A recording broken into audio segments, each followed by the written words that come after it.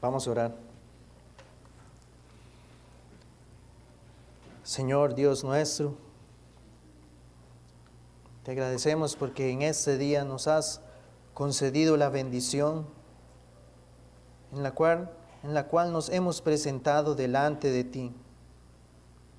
Hemos cantado a tu santidad, hemos leído en tu palabra y ahora, Señor, rogamos tu bendición para que al momento de que tu palabra sea predicada, tu Espíritu Santo pueda aplicar, Señor, este mensaje a la vida de cada uno de los que estamos aquí.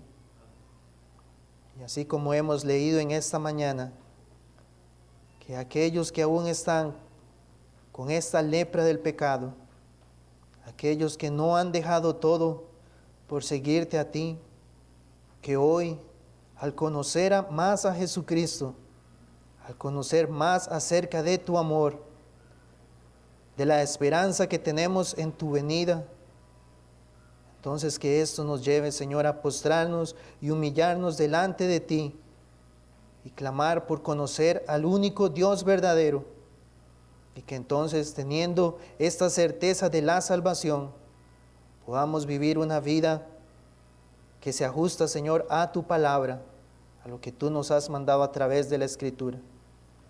En el nombre de Jesús te rogamos estas cosas. Amén. Amén. ¿Pueden tomar asiento?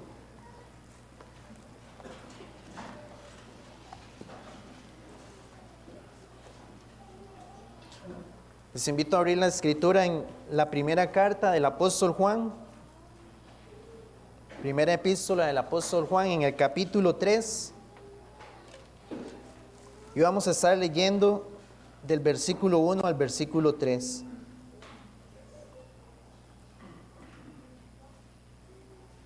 La meditación la tendremos en el pasaje de memorización de esta semana.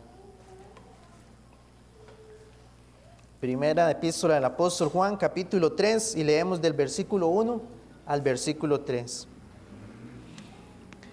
Mirad cuál amor nos ha dado el Padre, para que seamos llamados hijos de Dios.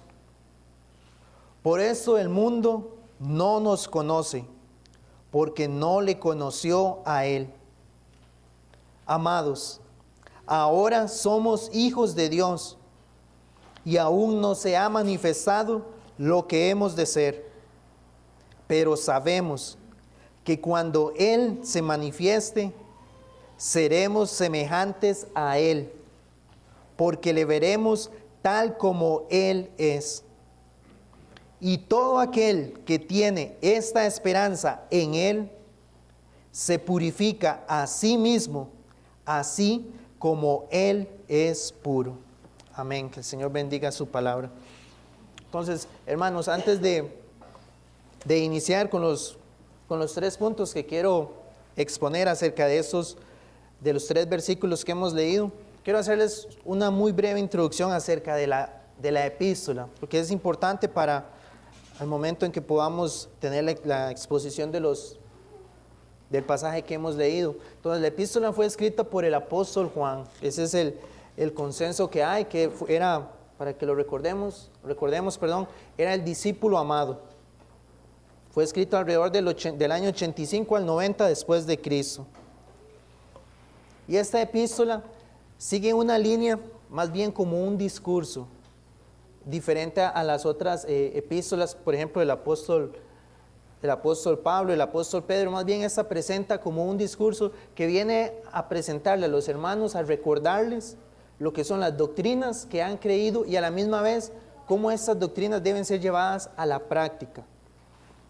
Él las dirige a las iglesias que estaban en una región que se llama Éfeso, que también en la Biblia muchas veces se llama como Asia Menor. Cuando leemos en el libro de Hechos, en el capítulo 19 y en el capítulo 20, cuando el apóstol Pablo llega a esa región, la Biblia dice que él estuvo alrededor de 2 años predicando en este lugar de Éfeso, y se estableció entonces ahí, después de ese tiempo, una congregación, se estableció una iglesia. Pero es importante lo que luego Pablo, cuando él ya se dirige hacia Jerusalén, él se reúne con los ancianos de Éfeso Y él les dice lo siguiente. Eso está en Hechos 20, del 28 al 30. Le dice a la iglesia, a los ancianos de la iglesia en Éfeso, les dice: por tanto, mirad por vosotros y por todo el rebaño en que el Espíritu Santo os ha puesto por obispos, para apacentar la iglesia del Señor, la cual él ganó por su propia sangre. Y en el versículo 29 dice: porque yo sé que después de mi partida entrarán en medio de vosotros lobos rapaces, que no perdonarán al rebaño. Y de vosotros mismos se levantarán hombres que hablen cosas perversas para arrastrar tras sí a los discípulos. Entonces el apóstol ya les estaba anunciando que iba a ocurrir algo en esta iglesia, que se iban a levantar, dice, lobos rapaces, que no perdonarán al rebaño, dice, y que iban a hablar cosas perversas, o sea, que iban a llegar a distorsionar las enseñanzas que ya Pablo les había dado. Entonces él de antemano les estaba anunciando que esto iba a ocurrir, porque cuando llegamos al momento en que Juan escribe esta epístola, precisamente en esta región de Éfeso, esto estaba ocurriendo. Estaban llegando, y el apóstol lo llama falsos profetas o engañadores. Él dice que estaban llegando a la iglesia, exponiéndole a las personas, a los creyentes, que ahí habían una enseñanza distinta a la doctrina de Cristo.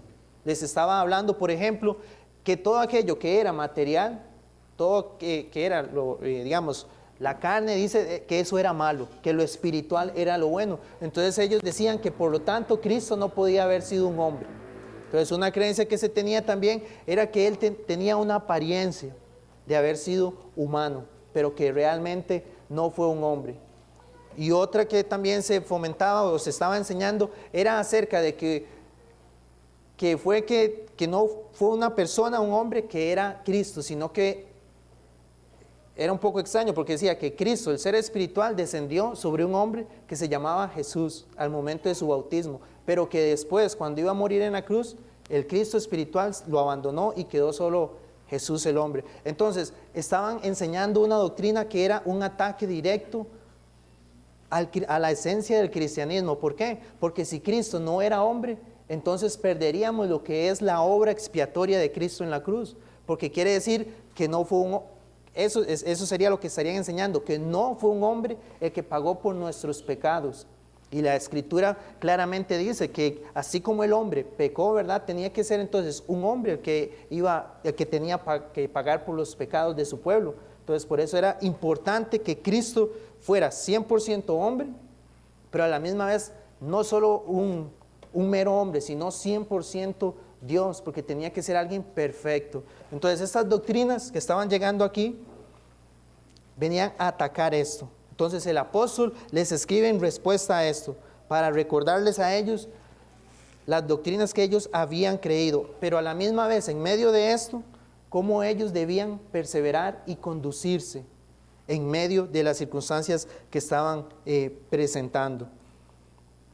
Y luego el apóstol también va a hacer una comparación, porque él va a presentar lo que es la luz contra la oscuridad. Va a presentar la verdad del Evangelio, la verdad de Cristo, contra esas falsas mentiras que estaban fomentando. Y va a presentar a los hijos de Dios y a los hijos de Satanás. Entonces, en medio de esto es cuando se nos presenta el pasaje que estamos leyendo. Entonces, también nosotros podemos reconocer y realmente tener presente que hoy en día precisamente eso es lo que también está ocurriendo. La simiente de Satanás se levanta contra la simiente de la mujer. Entonces se levantan muchas doctrinas contrarias al evangelio que ha sido predicado. Y siempre recordemos esto: el ataque de este mundo es siempre contra Cristo, es siempre contra la doctrina de Cristo. Y por ende, si el mundo, y eso fue lo que Cristo también le dijo a sus discípulos, si el mundo lo persiguió a Él, entonces también Él nos daba esta promesa: a ustedes también los van a perseguir. Entonces el creyente debemos entender eso y gracias a Dios, ¿verdad? Que también hoy en la clase dominical lo escuchábamos. Nosotros como creyentes vamos a padecer, pero el apóstol aquí inspirado por Dios, Él les va a hablar acerca de 3 puntos, que eso es lo que quiero, en lo que quiero desarrollar el mensaje, acerca de 3 aspectos en los cuales ellos debían meditar, para que en medio de la persecución ellos siguieran firmes, confiando en aquel en quien habían creído. Entonces, quiero dividirlo, como les digo, en 3 puntos. El primero es que debemos recordar el amor de Dios. Segundo, la esperanza que hay en el creyente de que un día verá a Jesús. Y tercero, entonces, cómo el meditar en el amor de Dios y en la venida de Jesucristo debe conducir la forma en que nosotros vivimos. Entonces, el versículo 1 dice: mirad cuál amor nos ha dado el Padre, para que seamos llamados hijos de Dios. Entonces, este mirad es un mandamiento, es un imperativo, a no olvidar, sino a meditar en esta verdad. ¿Y qué es lo que Él les está diciendo? Bueno, lo que ustedes deben en medio de esto, lo que está ocurriendo, lo que deben tener presente y mirar es el amor que nos ha dado el Padre. Pero ahora, ¿cuál es ese amor de Dios? Porque realmente hoy en día se tienen muchas ideas acerca de lo que debe implicar el amor de Dios hacia las personas. Y por lo general la enseñanza que nosotros recibimos es que ese amor de Dios debe manifestarse o hacerse patente o hacerse visible solamente en cosas materiales o en cosas terrenales. Las personas pensamos que el amor de Dios se va a manifestar mientras yo tenga mucha abundancia, o se nos predica, y es lastimosamente lo que en este siglo, ¿verdad?, se ha estado anunciando, que el amor de Dios se expresa conforme usted tenga más salud, conforme usted tenga un muy buen empleo, conforme usted tenga todas las bendiciones materiales que este mundo ofrece. Entonces uno puede decir, realmente Dios me ama porque me está brindando todo esto. Pero si nosotros meditamos y pensamos esto, o sea, los que no son creyentes muchas veces tienen esas mismas bendiciones o aún más. Entonces uno puede decir, y puede generar confusión en muchos, de decir, ¿cómo esa persona que se levanta o que vive contrario a los mandamientos de Dios tiene todo eso? Y yo, que vivo amando al Señor, realmente no tengo eso que esas otras personas tienen. Entonces es una enseñanza, como les menciono, que viene a distorsionar lo que realmente implica el amor de Dios. Ahora, nosotros no negamos que hay una gracia común de Dios, ¿verdad?, para todos, que dice en Mateo 5:45, que hace salir su sol sobre malos y buenos, y que hace llover sobre justos e injustos. Hablando de la provisión, Dios en su bondad, a pesar de que el hombre vive en rebelión contra Él, de que muchos viven de una manera que ofende su santidad, Él muestra todavía su gracia común. Y por eso pueden disfrutar de esas bendiciones, que al final todo también viene de la mano del Señor. Pero para el creyente nosotros debemos reconocer, bueno, en muchos casos Dios también en su bondad puede conceder el tener estas bendiciones materiales. Pero para el creyente nosotros debemos entender y decir, la bendición de Dios para mí, el amor de Dios para mí va a ir más allá de eso. Y eso es lo que el apóstol les estaba diciendo a los hermanos. En medio de esto que está ocurriendo, tienen que mirar, o sea, tienen que estar cada día, ese era el mandato, pensando y recordando en lo que Dios ha hecho, en el amor de Dios. Pero entonces el amor de Dios para el creyente es diferente a su gracia común con los hombres. Pero ¿qué es lo que ocurre?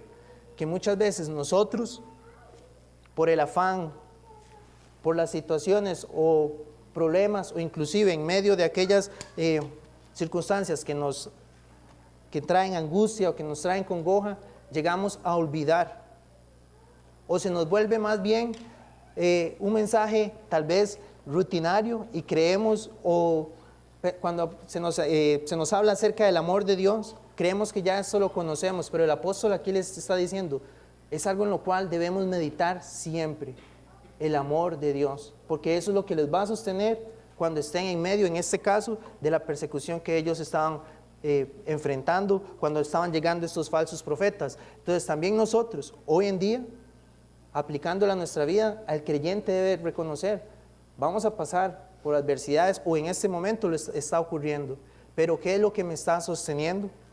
¿Qué es en lo que estoy hoy depositando mi confianza para estar firme y no negar al Señor? Porque vea que el apóstol, aquí mismo en el capítulo 2, y en el versículo 19, él habla de algunos que estaban con ellos, pero salieron. Dice, salieron de nosotros, pero no eran de nosotros, porque si hubiesen sido de nosotros, habrían permanecido con nosotros. Dice, pero salieron para que se manifestase que no todos son de nosotros. Entonces, en medio de eso, lo que estaba ocurriendo y de esas falsas doctrinas, muchos sí salieron y creyeron estas mentiras acerca de la obra de Cristo. Entonces él dice, y eso ocurrió precisamente para que se nos manifestase a nosotros que ellos no eran hijos de Dios, que ellos realmente no eran creyentes. Y él los llama incluso, él dice que ellos eran anticristos, o sea, que se levantaban en contra de la doctrina de Cristo. Pero a estos hermanos entonces él les dice, pero nosotros debemos entonces cada día, y ese es el mandato que debe estar también en la vida de nosotros, el meditar constantemente en la gracia y en la verdad del Evangelio. Porque si no, fácilmente nosotros podemos ser desviados de la verdad. ¿Por qué? Porque podemos, como a estas personas les ocurrió, empezar a seguir una enseñanza distinta a lo que estaba en la palabra. Ahora, cuando Dios les dice, mirad cuál amor nos ha dado el Padre para que seamos llamados hijos de Dios. ¿Estaba Dios obligado o está Dios obligado en llamar a sus enemigos, llamarles sus hijos? O inclusive este es el punto. Las personas creemos que merecemos ese amor de Dios. Creemos que entonces que Dios estaba en la obligación o en la deuda de concederme a mí el ser llamado su hijo. Pero cuando nosotros vamos a la Escritura, es eso lo que Dios ha revelado, que las personas entonces se merecen el que Él los adopte como sus hijos y los pueda llamar hijos de Dios. Porque conforme yo entienda más esta gracia del Señor, va a cobrar mucho más valor el entender que Dios haya mostrado ese amor con nosotros. ¿Por qué? Porque lo que ocurre muchas veces es que se exalta al hombre. El hombre llega a colocarse en un pedestal en lo cual él considera que es lo máximo que existe en el mundo y que todas las cosas que existen están puestas para satisfacerse a sí mismo, pero no entendiendo que lo que la Biblia nos enseña es que lo que el hombre merece no es ser llamado hijo de Dios, sino que lo que el hombre merece por su pecado y por su rebelión es la ira de Dios. Lo que el hombre merece es recibir el castigo de sus pecados, manifestado en la ira de Dios. Un pasaje muy conocido es el Salmo 7:11, que dice, Dios está airado contra el impío todos los días. Y si Dios está airado de esa forma contra el pecador todos los días, ¿cómo es posible entonces que Él pueda llamarlo su hijo? Y el Salmo 5:4 dice, el malo no habitará junto a Dios. Entonces, cuando meditamos en esto, ahí es donde podemos entender. Y al ver el amor de Dios, decir, ¿cómo es posible entonces que Dios, viendo mi condición, la condición en la cual nosotros vivíamos, en la cual nosotros nos conducíamos, y que entonces ese amor de Dios haya alcanzado nuestras vidas? Porque ahí es donde podemos entender, yo no hice nada, ninguno de nosotros hizo absolutamente nada para que Dios nos pueda llamar sus hijos. Lo único que estábamos cosechando y sembrando cada día era recibir más castigo de Dios, más ira de Dios. Pero entonces el cristiano es cuando nosotros, el creyente, puede decir y ver esto y mirar en la Escritura esto y decir, realmente el Señor ha sido bueno con nosotros.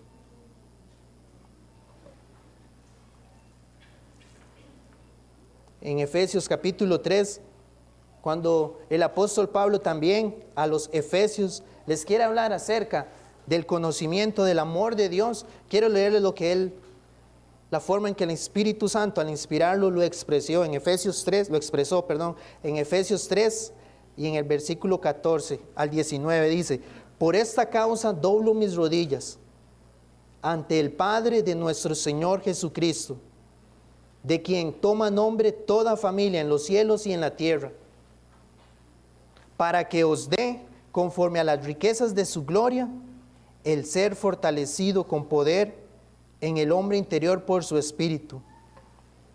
Dice, para que habite Cristo por la fe en vuestros corazones, a fin de que arraigados y cimentados en amor, seáis plenamente capaces de comprender con todos los santos cuál sea la anchura, la longitud, la profundidad y la altura, y de conocer el amor de Cristo, que excede a todo conocimiento, para que seáis llenos de toda la plenitud de Dios.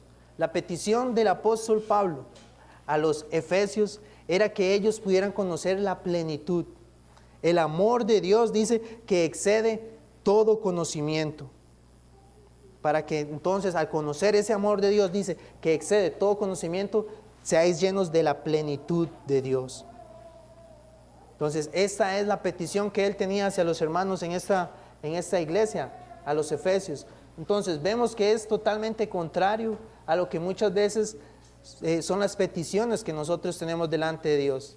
Son peticiones realmente que apuntan a conocer más el amor de Dios, o son peticiones que están más bien dirigidas, como les mencionaba ahora, a anhelar solo lo terrenal, a anhelar solo las cosas materiales, y no realmente el conocer más la amplitud, como él dice en el versículo 18, dice la anchura, la longitud, la profundidad y la altura del amor de Dios. Porque siendo así, entonces es que el apóstol dice, entonces siendo así que ustedes lo conocen a él, el apóstol Juan en el capítulo 3 dice, entonces ustedes van a seguir fieles a él. Es esta nuestra oración, que conozcamos más sobre el amor de Cristo, para que en medio entonces de la adversidad, de la persecución, esto sea lo que nos sostenga. Pero realmente en el creyente esto va más allá, como les decía, que el apóstol aplica una doctrina, pero lo lleva también a una vida práctica, que es lo que vamos también a estar meditando. Pero entonces, al conocer el amor de Dios, eso va a ser reflejado en mi vida. Dice, para que seamos llamados hijos de Dios. Por esto el mundo no nos conoce, porque no le conoció a Él. Aquellos entonces que viven de acuerdo a lo que Dios ha hecho y al adoptarlos como sus hijos, ellos delante del mundo serán personas desconocidas. ¿Por qué? Porque se van a conducir totalmente contrario a como el mundo vive. Su vida va a reflejar o va a ser una antítesis de todo lo que el mundo valora y aprecia. La vida del cristiano va a vivir, o más bien se va a dirigir de una manera contraria a todo lo que el mundo exalta y elogia. ¿Por qué? Porque lo que el mundo reconoce como lo más importante, siempre lo que el mundo va a valorar más es totalmente distinto a lo que Dios ha llamado como lo verdadero. Dios en su palabra nos dice que es solamente por medio de Cristo que podemos ser salvos, pero en medio del mundo nos dice que no podemos conocer cómo ser salvos.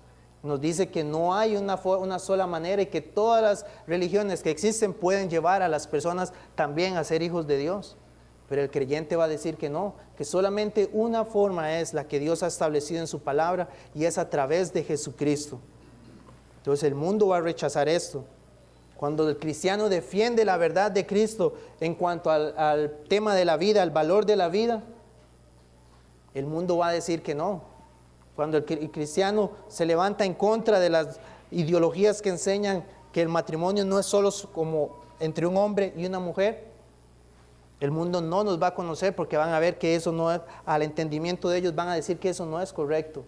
Pero entonces, y así, en cada una de las circunstancias que nosotros tengamos, desde el tema de la familia, desde el tema cómo conducirse en el hogar, tanto el hombre como la mujer, el mundo no va a conocer cómo el cristiano vive. ¿Por qué? Porque ellos no son hijos de Dios. Entonces también esto nos lleva a otra verdad, que así como el Padre dice que a unos les permitió ser llamados hijos de Dios, entonces quiere decir que hay otras personas que no son hijos de Dios. Y que el mismo Señor Jesús dijo que iban a ser, o que son hijos de su padre el diablo. Entonces a veces a las personas no nos gusta escuchar este tipo de mensaje, pero es lo que la Escritura nos revela.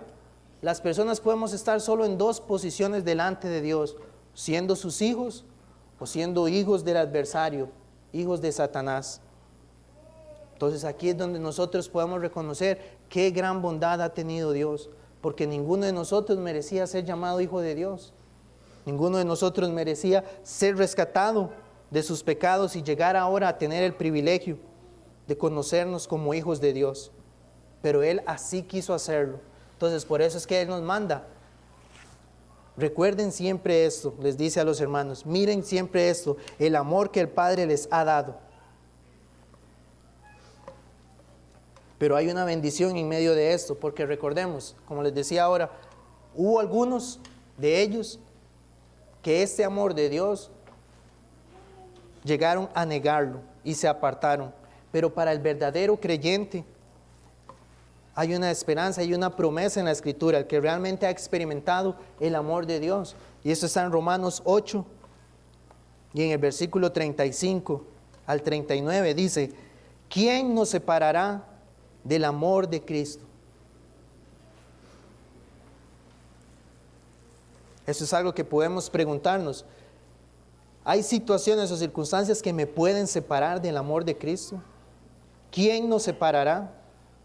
¿Tribulación? Todos vamos a padecer tribulación, pero la tribulación al verdadero creyente lo va a separar del amor de Cristo. ¿La angustia nos va a separar del amor de Cristo? ¿La persecución? ¿El hambre? ¿La desnudez? ¿El peligro o la espada? Versículo 36, como está escrito, por causa de ti somos muertos todo el tiempo, somos contados como ovejas de matadero. Antes, en todas estas cosas, somos más que vencedores por medio de aquel que nos amó. En todas estas cosas que hemos mencionado, en tribulación, en angustia, en todo eso y en todo lo que venga a nuestra vida, al creyente Dios le da esta promesa. Por medio de aquel que nos amó, somos más que vencedores. Por lo cual estoy seguro, dice el apóstol, que ni la muerte, ni la vida, ni ángeles, ni principados, ni potestades, ni lo presente, ni lo porvenir, ni lo alto, ni lo profundo, ni ninguna otra cosa creada nos podrá separar del amor de Dios, que es en Cristo Jesús, Señor nuestro. Todo el amor de Dios, toda la forma en que Dios se ha relacionado y se relaciona con el hombre es a través de su Hijo unigénito, de nuestro Señor Jesucristo. Por eso, al estar unidos a Cristo, entonces es que tenemos esta promesa, que nada nos va a separar de Él. Y aquellos que, como el apóstol decía, salieron, es que nunca conocieron realmente el amor de Dios, nunca llegaron a ser realmente hijos de Dios. Tuvieron la apariencia externa de serlo, pero en el momento cuando llegaron, por ejemplo, estas falsas enseñanzas, se manifestó que ellos no habían conocido el amor de Dios, porque al verdadero nada los separará de su amor. Entonces esto es lo que nosotros debemos anhelar, Señor, que tú nos permitas salir cada día a tu palabra, conocer entonces más este amor. ¿Cómo conoceré el amor de Dios si no medito en su palabra? Si no voy a la Escritura donde Él ha revelado la forma en la cual nos amó. No debemos ser de aquellos que simplemente viven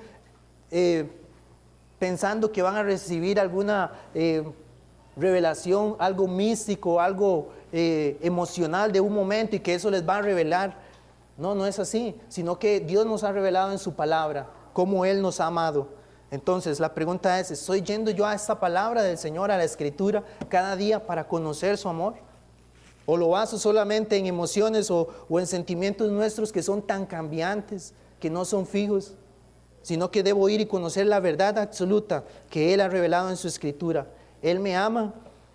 E inclusive, otra de las enseñanzas que se estaban presentando en este lugar, en Éfeso, era que habían algunos que decían que el cristiano ahora, que el creyente en Jesús ahora, podía vivir de tal manera que ya no iba a pecar más, que llegaba un momento en que ya los pecados ya no iban a estar gobernando en su vida. Por eso nosotros en el capítulo 1 y versículo 10, él dice, si decimos que no hemos pecado, le hacemos a él mentiroso y su palabra no está en nosotros.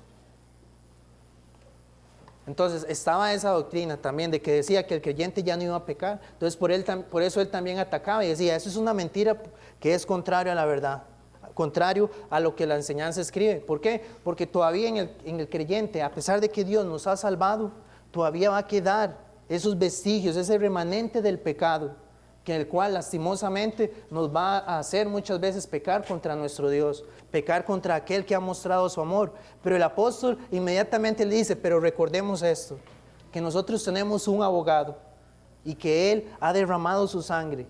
Y si nosotros confesamos nuestros pecados, Él es fiel y justo para perdonar nuestros pecados y limpiarnos de toda maldad.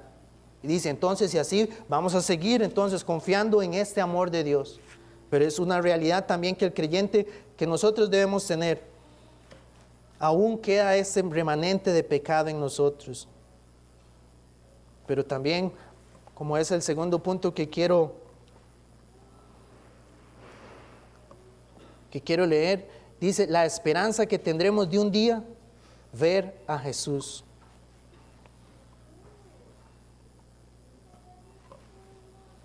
Dice el versículo 2, dice, amados. Ahora nuevamente Él les recuerda, ¿verdad?, que son amados por Dios. Ahora somos hijos de Dios. Dice, esa es nuestra posición. Ahora somos hijos de Dios, dice, y aún no se ha manifestado lo que hemos de ser. Pero sabemos, esta es la promesa, pero sabemos que cuando Él, Jesús, se manifieste, seremos semejantes a Él, porque le veremos tal como Él es. En medio de lo que estaba ocurriendo, de esos falsos profetas que estaban llegando, el apóstol les recuerda, nosotros sabemos esto, que un día nosotros seremos semejantes a Jesús. Y en el capítulo 1, cuando él inicia su carta, dice, porque en versículo 2 dice, porque la vida fue manifestada y la hemos visto y testificamos y anunciamos la vida eterna, la cual estaba con el Padre y se nos manifestó. Entonces, al inicio, cuando el apóstol Juan con los otros discípulos siguieron al Señor, Él está hablando, nosotros lo vimos como Él era en su estado de humanidad. Pero también, recordemos, el apóstol, ellos vieron a Jesús una vez que Él resucitó en su cuerpo glorificado. Ellos fueron testigos de la resurrección de Cristo. Entonces ellos sabían, o el apóstol aquí cuando estaba diciendo, aún no somos como hemos de ser. Pero sabemos que eso va a ocurrir un día cuando Él se manifieste. Así como lo vimos glorificado, un día así, de la misma manera, nosotros también seremos como Él. Ahora, esto tiene que traer también a nosotros un gran consuelo. Porque nosotros aquí como creyentes en esta vida, como les decía, batallamos contra ese pecado que aún está en nosotros. Con pensamientos que muchas veces decimos cómo ofendo a Dios al tener estos pensamientos. Cuando tenemos reacciones por medio de nuestros sentimientos que nos hacen hacer cosas contrarias a la palabra, ser dominados por la ira en algún momento, por la tristeza al mostrar desconfianza en quién somos como hijos de Dios. En medio de la adversidad muchas veces desconfiar y negar la esperanza que tenemos en Cristo. Pero también en muchas veces ir y practicar cosas contrarias a la palabra del Señor, que todo eso aún está en nuestro cuerpo, ese remanente de pecado. Pero ¿qué les dice el apóstol? Recuerden, nosotros un día sabemos, y esa es la esperanza, y es lo que cada uno de nosotros debemos preguntarnos, ¿tengo yo esa certeza, esa esperanza, y sé que un día le veré a Él? La Escritura dice en la palabra que todos un día verán a Jesús. Pero cuando Él dice, pero sabemos que le veremos, es una manera distinta en la cual el creyente verá a Jesús en ese día. porque muchos más bien tendrán pavor y temor el día en que se manifieste Cristo en su venida. Porque todo aquello que negaron ese día sabrán que tendrán que rendir cuenta por todas esas verdades que la Escritura tenía y que ellos en su necedad quisieron negar y quisieron rechazar. Pero el creyente ese día no tendrá temor. Cuando yo pienso y cuando nosotros pensamos en la venida del Señor, debe ser esa esperanza, decir, el día que Cristo aparezca, podré acercarme a Él. Pero aquí mismo también el apóstol, en el capítulo 2 y en el versículo 28 dice, y ahora, hijitos, permaneced en Él, para que cuando se manifieste, dice, tengamos confianza, para que en su venida no nos alejemos de Él avergonzados. Habrá muchos tal vez como estos que negaron a Cristo y su doctrina, que un día también estarán delante de Él y serán puestos en vergüenza. ¿Por qué? Porque negaron la única forma de ser salvos, de conocer al Dios verdadero. Pero nosotros hoy podemos decir, Señor, tú me has dado tener esta confianza de que sí te veré un día y que no seré puesto en vergüenza, sino que más bien seré aceptado por lo que tú hiciste al salvarme de mis pecados y mostrar tu amor, al rescatarme de mi maldad. El apóstol Pedro en 1 Pedro 1:8 también lo dijo así, a quien amáis sin haberle visto, en quien creyendo, aunque ahora no lo veáis. Hoy tenemos esa esperanza, hoy amamos al Señor, aunque ninguno de nosotros humanamente lo ha visto. Creemos en lo que Él hizo hace más de 2000 años. Y tenemos esa certeza de que todo lo que la Escritura dice acerca de lo que Él hizo es verdad. Y Dios ha derramado por su Espíritu Santo el amor de Dios en nuestros corazones. Y ahora somos adoptados como hijos de Dios y tenemos esa certeza de que sí, Dios me ha recibido como su hijo. Romanos 8:16 dice que el Espíritu de Dios da testimonio a nuestro espíritu de que somos hijos de Dios. Entonces, al tener esta confianza, yo sé que un día podré verlo a Él. Pero ¿qué es lo que va a ocurrir cuando Él dice que seremos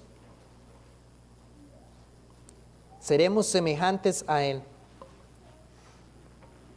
Ese día este cuerpo de pecado será transformado. Nuestros pensamientos serán totalmente renovados. Ya no tendremos pensamientos que en cuestión de segundos nos hacen pecar contra Dios. Ese día eso desaparecerá. Nuestros sentimientos también serán purificados. Un predicador decía, seremos sin pecado, seremos incorruptibles, seremos sin dolor, revestidos de belleza y de poder. Tendremos un alma como la suya, perfecta, santa, libre de tentaciones, de conflictos y de sufrimientos. Tendremos tal dignidad y tales glorias como las que Él mismo posee. Seremos, como dice la Escritura, reyes y sacerdotes. Seremos jueces, seremos hijos de Dios. En una palabra, seremos hechos a la perfecta imagen de su Hijo Jesucristo. Eso es lo que cada uno de nosotros, de los creyentes, experimentarán ese día cuando lo veamos a Él. La Escritura dice en Mateo 5:8, bienaventurados los de limpio corazón. ¿Por qué? Porque ellos verán a Dios. ¿Tenemos un corazón limpio? Esa es la pregunta que debemos hacer. ¿Tengo esta confianza de que lo veré a Él y seré transformado ese día? Estos hermanos, el apóstol Juan les estaba recordando esto precisamente. Hermanos, estén firmes. ¿Por qué? Porque un día lo veremos y seremos transformados y seremos como Él es. Los hermanos en ese momento, como les decía, estaban padeciendo esas falsas doctrinas. Entonces nosotros también como iglesia, y como hoy escuchábamos, es lo que siempre ha ocurrido a través de la historia. Los creyentes en Cristo padecen persecución. Entonces, una forma en la cual nosotros debemos estar firmes en medio de lo que ocurra es recordando eso, la venida de Cristo y el día que le veremos y seremos como Él es. Es lo que nos debe sostener. Entonces, así como Él les decía en el versículo 1, mirad, Recuerden el amor de Dios. También hoy tenemos que decirnos, mira, recordemos la segunda venida de Cristo. Es algo que nos tiene que sostener. Pero la pregunta es esa, ¿vivimos nosotros cada día meditando en la venida del Señor? Recordando, hoy Señor puede ser el día que aparezcas y que vengas. ¿O es algo, una doctrina que hemos hecho a un lado y no la tenemos presente? Y más bien cuando viene la adversidad y la persecución, no estamos viendo la victoria de Dios en medio de esto, como su palabra ya lo ha establecido. Y caemos entonces en el afán, en la desconfianza. Pero quiera el Señor entonces más bien hacernos recordar que no, en medio de la adversidad el Señor nos dice que eso no nos va a separar de su amor. Y tengo la esperanza de que Dios me librará acá o que un día Él vendrá. Y Él entonces juzgará a todos aquellos que persiguieron a su pueblo, pero Él nos sostendrá mientras nosotros seguimos confiando en su amor y en el consuelo de su segunda venida. Hoy muchos creyentes en muchas partes del mundo están padeciendo. Aquí tenía algunos lugares, pero debemos recordar, o sea, aquí también nosotros en esa parte del mundo donde nos ha correspondido vivir, hoy en día se están levantando muchas ideologías que apuntan, ¿verdad?, a atacar a la iglesia. Cristianos ya en Canadá, en Inglaterra, que están siendo puestos en la cárcel por predicar en contra de la homosexualidad, por defender la verdad bíblica. Y así no sabemos dentro de unos años cómo puede venir la persecución a la iglesia, aquí a nosotros, en nuestro país. Pero entonces, que recordando esto, su amor y su venida, estemos firmes, que el Señor nos sostenga al reconocer esa verdad. Pero como les decía entonces, es algo que el verdadero creyente puede tener, esa certeza. Pero si yo al amor de Dios no lo veo como algo que es de gran aprecio, como el apóstol decía, algo que nuestro conocimiento no tiene la forma de expresarlo ni de saberlo, y se vuelve algo que solamente lo veo material, puede significar que no he conocido el amor de Dios, porque se va a manifestar entonces, y este es nuestro tercer punto, al meditar en lo que Dios ha hecho en mi vida por su amor y la esperanza de su venida, entonces eso va a producir algo en el creyente, y es lo que dice el versículo 3, y todo aquel que tiene esta esperanza en Él, se purifica a sí mismo, así como Él es puro. El amor de Dios viene a nuestra vida y nos cambia. La esperanza de un día ver a nuestro Señor Jesús nos da también esa esperanza entonces de que yo, la forma en la cual Dios, o la forma en que se manifiesta en mi vida, lo que Dios ha hecho, y que soy su hijo, y que confío en que un día le veré, es como estoy viviendo hoy. Es si mi vida, como dice acá, se está purificando. Pienso que